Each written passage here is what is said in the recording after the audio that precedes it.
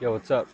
Say if you have a grounding type of day, like on the weekend or it's after a game, your body's feeling some type of way, especially your lower legs. Be a really good idea to come out and get some grounding, get some grass.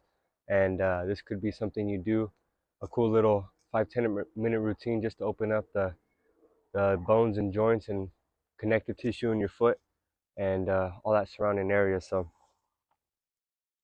start. The first one would be just hand foot glove. Maybe some of you guys seen this, but it's just getting your fingers in between your toes. I know it might be a little weird, but think about this. You got 26 bones and 33 joints in a single foot. So they need to move, they need to be moved around, especially if you're running in cleats, basketball shoes, whatever sport you play, or if you're just running around and your feet feel stiff and you're in shoes all day, they need to move around. Just like, say if you sit down all day, you need to open up your hip flexors with some couch stretch or some split squats. So this is just something to do right in the beginning. You could probably do this for like 60 seconds to 2 minutes on both legs. And this is just going to open up the tissue and the joints and the bones all up in there. And if you haven't done this before, you might be really stiff. So it'll be good just to do this. And, you shouldn't have pain moving your fingers. Say if you were to interlock your fingers, I would be the same thing. Like if you can't interlock your fingers and it hurts, then, there's something going on in there. So yeah, it'd be like about 30 seconds, about 30, 60, 2 minutes doing that. Then what you want to do is grab your shin right here. Right here is called your posterior tibialis. So you want to grab your posterior tibialis and do ankle circles. This is just messing with the connective tissue and the fascia all around right here. Your lower leg there's not much muscle there. There's a lot of connective tissue, bones, ligaments, tendons, joints. So this is just gonna help with the synovial fluid getting pumped. You would want to do about 10 each side and just, getting, especially if you have some shin splints, you might be sore up in here. So be good to find a spot that you're sore and just roll around. If you hear cracks, that's good. That's just the synovial fluid moving around in that joint, in that shin. So it's a good little thing to open up and release some tension in the shin, in the posterior tibialis, and get some nice little cracks in there. And then after that, I want to do an Achilles version.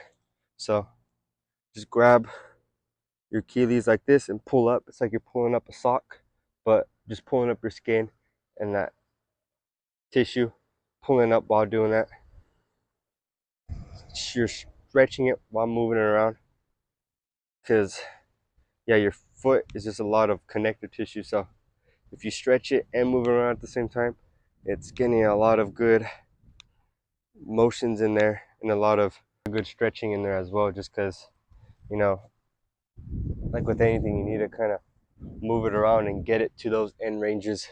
And this is technically pushing it to the end range because you're pulling the Achilles and the connective tissue and moving it around. Especially have some Achilles stuff going on. It's a good little stimulus to have while you're doing that. And same thing, about 10 each side, 10 each way, so clockwise and then counterclockwise. And you just want to go as far in the circle as you can do it. Don't cheat the range. Shake that out. And these last two, right here, you could either do in a half kneeling tip stretch, like fill it out, and then come up right here. You could either do a half kneeling one like this, targeting this shin right here, and then leaning forward and getting this knee to go over the toe. Or you could do this one right here, where you're rocking back and forth with your body weight or with assistance. Or if that's too tough, you just need to sit here, but rock back and forth and stretch that shin. and that connective tissue all out. After doing that for like 60 seconds, you want to go into this plantar fascia stretch.